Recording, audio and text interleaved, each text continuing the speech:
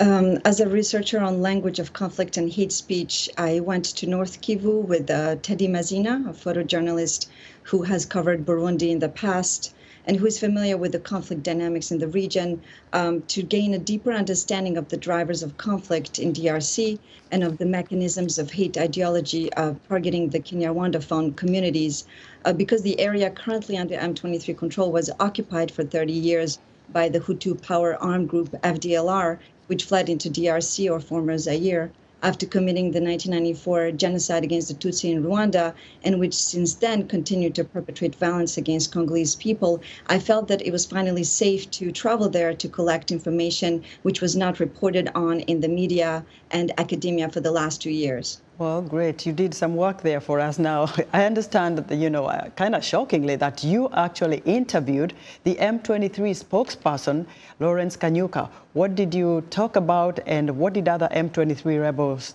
tell you about this conflict? Yes, guided by Lawrence Kanyuka in the Rutshuru area, I saw that the soil is very fertile and that the people could sustain themselves abundantly from agriculture or cattle herding in the Masisi region. The markets are fully functioning and the prospect for peace in the free zone is highly palpable. That being said, this is an area which for over 2 decades has been subjected to armed violence, state corruption, and absence of functioning administration, and this is part of the M23 grievances. But more precisely, Bojana, what does the M23 rebel group say would be the solution to end this conflict? The M23 has, since its inception, been seeking dialogue and a political solution to the crisis. However, Kinshasa, after 14 months of negotiation with M23 10 years ago, and to a great surprise of M23 members, has been rejecting any of their political demands.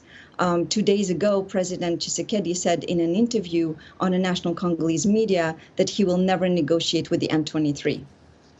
Wow. So what are your findings there with regards to the root causes of this conflict?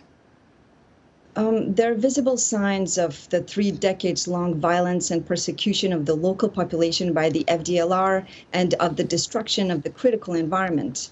People have fled their villages and homes when the FDLR were present. Close to 1 million refugees from that area have been in refugee camps for over 2 decades in neighboring countries. And many refugees and IDPs have been returning home in the last 2 years since the M23 has been securing the area and keeping the FDLR away. What did you hear specifically, maybe from the women who are within the war zone in Eastern DRC? The women, of course, are concerned about how to sustain a normal life, which is schooling their children, having access to hospital, having access to basic services. However, because, like I was saying, for 20 years, for 2 decades or more, there has been no proper administration, local administration, which was capable to provide these services to the women. I think the M23 have been trying to provide some type of services at this time, with so many priorities being on their plate. So they're trying to rebuild roads and school the children that were outside of the schooling system during the presence of FDLR.